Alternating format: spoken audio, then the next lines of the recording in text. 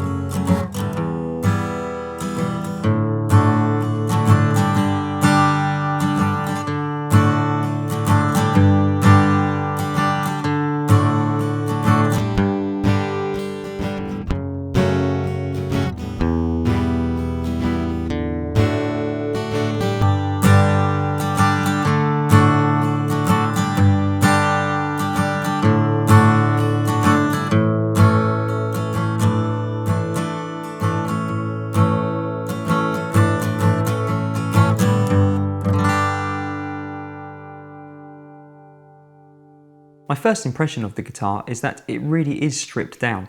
Aside from the rosette, there's nothing on the guitar that you could call superfluous. It's about as basic as it can get. There's no fancy inlays to admire, but the Engelmann spruce top is a nice shade and there's some attractive streaking in the ebony bridge, as well as some interesting sapwood on the back. So yes, it's plain, but it's still a nice looking guitar. The guitar is very neatly put together, and the only real criticism I can think of is that the fingerboard is a bit dry and could benefit from some lemon oil, but it doesn't seem that Faith has cut back on the build quality at all, which is very good to see. The tone of the guitar seems to match its stripped down honest looks. There's a dry woodiness and a good amount of fundamental in the low end, a bit of overtones in the mid-range that gives some richness, and the trebles don't get too strident.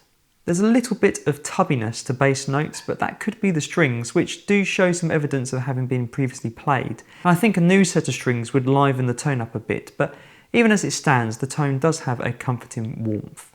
The pickup has a decent bass response, and compared to some other systems at this price point, not too many really harsh transients in the top end. I'd say it's certainly passable, and with some good EQ and reverb, should keep up with other similar pickups in a live situation.